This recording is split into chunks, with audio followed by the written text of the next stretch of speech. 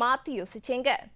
கால்நடை வளர்ப்பில் கறவை மாடு வளர்ப்பு சத்தான பால், வளமான எரு ஆகியவற்றை தருவதோடு ஆண்டு முழுவதும் சுய வேலைவாய்ப்பு அளித்து நிலையான வருவாய் ஈட்ட வழிவகுக்கிறது.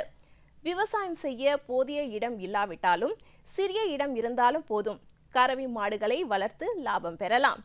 மேலும் விவசாயிகள் மாதந்தோறும் கணிசமாக சேமிக்கவும் கை கொடுத்து வருகிறது.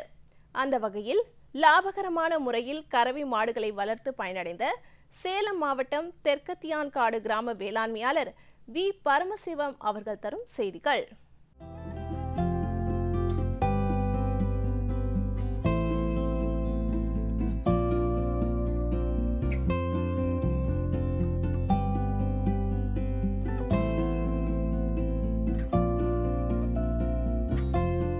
கிட்டத்தட்ட 30 ஆண்டுகளாக கறவை மாடு பராமரித்து வருகிறேன். ஆரம்பத்தில் ஒரு கறவை மாடு மட்டும் வாங்கினேன். அதிலிருந்து பிறக்கும் பெண்கன்றுகளை நான் விற்பனை செய்வதில்லை. பெண்கன்றுகளையும் முறையாக வளர்த்து நான் அதை பசுவாக மாற்றிக்கொள்வோம். கன்றுகளுக்கு நாம் பூச்சி மருந்து கொடுக்க வேண்டும். அப்பொழுதுதான் அந்த கன்றுகள் சுகாதாரமாக நல்ல முறையில் வளரும்.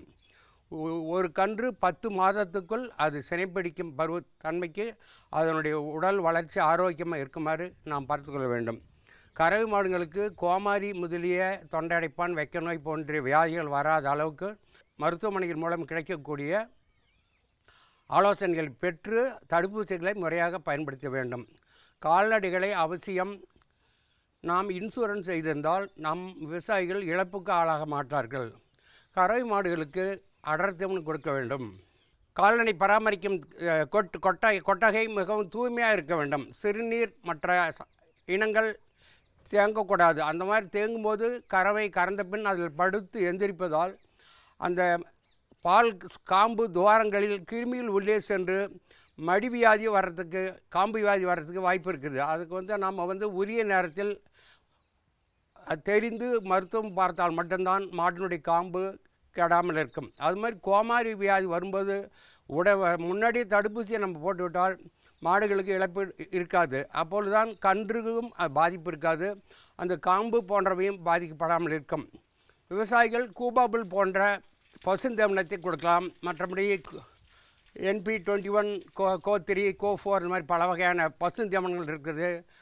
கூபாபுல் மற்றும் கொழுக்கட்டை புல், சங்கு புஷ்பம், பலவிதமான புல் விதைகள், கரணைகள் கிடைக்கின்றன.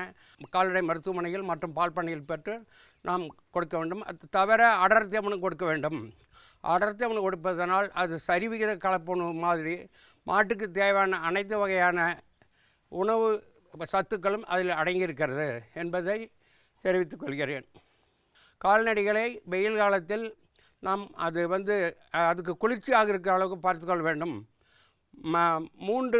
ஒரு நாளைக்கு 2-3 தடவை அதனுடைய உடல் மேல் பகுதியில் நாம் தண்ணீர் பச்சை குளிர்ந்த நீரை தெளிக்கலாம். அல்லது கோணிப்பையை நனைத்து அதனுடைய உடல் மீது நம்ம போட்டு வைத்தால் மாடுகளுக்கு குளிர்ச்சி தன்மை கிடைக்கும். வெயில் காலத்தில் பாதிப்பு இருக்காது.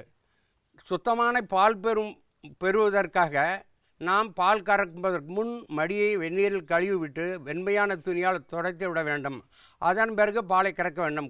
மேலும் விவரங்கள் பெற வி. பரமசிவம் அவர்களை 0943432195116 என்ற கைபேசி எண்ணில் தொடர்பு கொள்ளலாம்.